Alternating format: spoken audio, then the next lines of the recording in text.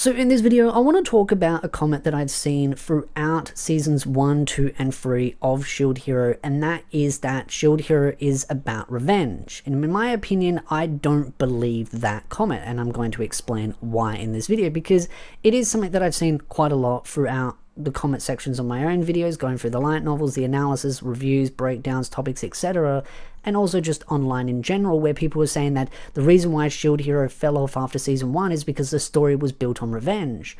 But I don't believe the story was ever about revenge, and I don't really think the Shield Hero so much got revenge in itself. It feels kind of, yes, he was angry, yes, there was a lot of rage built up in him, but that is also part of the sin of that ability. It's something that he had to overcome, was that power that was consuming him and making the rage. I mean, that was part of it. Like, every time he gave himself to the rage shield, it took a part of him and it made it harder and harder and harder, and it curses him and those around him that are trying to help him. And so it adds to that. And I think sometimes people ignore that and just see that as him being angry in general, and forgetting that the curse itself makes the issue worse. That's the point of it. It feeds on it. It builds on it. But to say that the story is just about revenge, again, I don't agree with, because yes, he got, a little bit of a comeback, and I guess in a way you could say that is revenge. It depends on how you interpret it, but I'd say it's a little bit of justice, because of what the two parties did to him led to some pretty horrible things going on, and also some people getting mistreated, not just the Shield Hero. So yeah, he got his justice or revenge, whichever one you want to put it as, by giving them a label and stripping them of their power.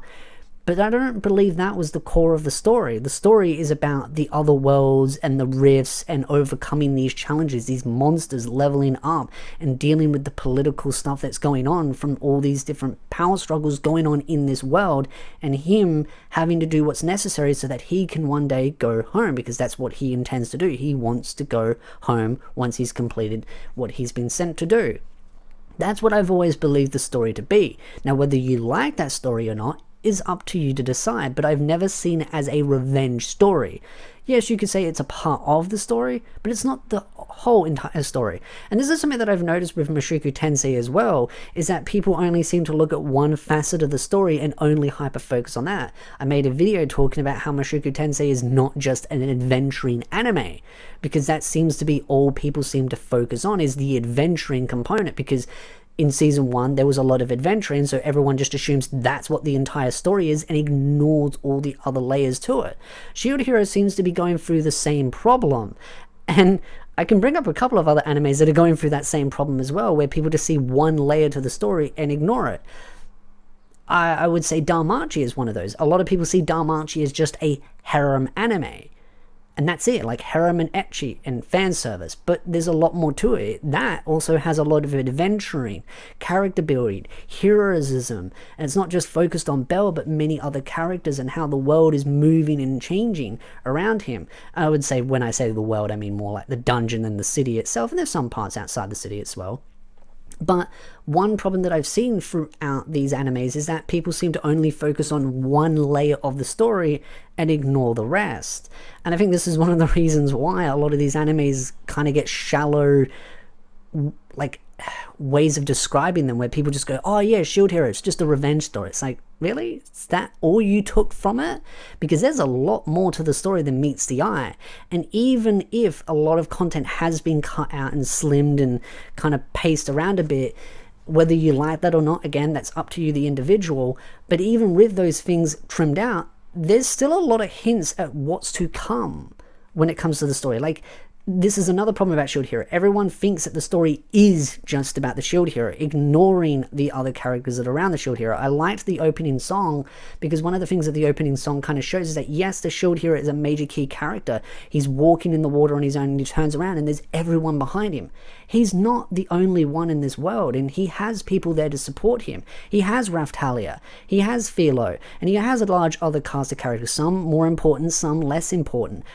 But there are 3 other characters that have been forgotten: the spear, the bow, and the sword. And yes, you may not like them, but they're there for a reason, and they add a reason for the story to continue. The Shield Hero is trying to you know, bring them out of the dark and try and be like, hey, we need to work together and sort out their issues. Because, again, not to spoil what is to come, but people need to look at the subtle hints at what the story's about. The shield hero had to overcome a curse, the rage, the hatred that was built up in himself because of the things that were done to him, and he had to overcome that curse, and it's still there, and it can still, you know, creep up on him if he wants to use that power. It's very powerful, but it comes at a cost, and it's why it's a curse. Now I'm going to ask the question, do you think that's the only power in this world? Again, when you look at shield hero as an entire story, there's many different ways of gaining power. You can gain the levels, you can use materials to enhance the shield's raw stats, you can use the materials to make flasks, potions, gear, equipment, whatever. You can sell it as well. There's also all the other different side progression systems as well, like the mastery points and all that kind of stuff. There's so many different ways for you to gain power in this world, and sometimes it can feel a little bit too complicated. That's one thing I may talk about in a future video, is why shield hero is overly complicated as a system and would never make sense in an actual real game, because there's a lot of systems. But I do like that about the story, because it shows that there's many different systems all kind of mashed together. It's kind of like all these different worlds and systems all melded and kind of chaotic, and I kind of like the chaos. The chaos adds a bit of fun to it, but as far as a game design would go, it would be nightmaric for it to be balanced. But there's no point in balancing this. This isn't an actual game that we would be playing as fun that needs balancing. There's no need for balance in this. This is just pure chaos in its most pure form, of the heroes trying to overcome these massive hurdles.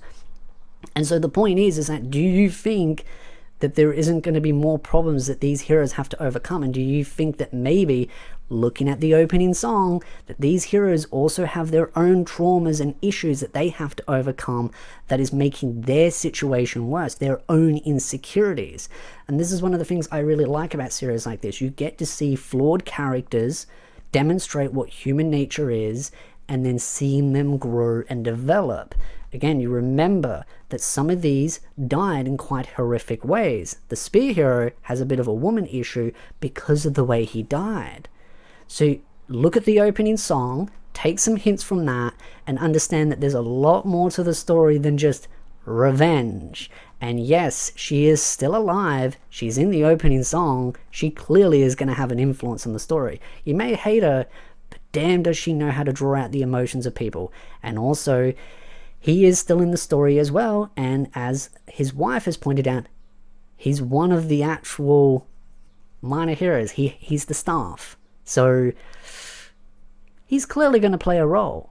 So I'd love to know your thoughts in the comment section down below. Of course, I've been continuing to talk about Shield Hero as I have been uploading some of the light novel reviews, and I will continue to do that as long as there's interest in that as well. So if you do want to see more Shield Hero content, definitely check out the channel. Check out the playlist for the light novel reviews as well, as I will be continuing to upload those. And again, if you like this video, hit the like, subscribe, and I'll see you beautiful nerds in the next video.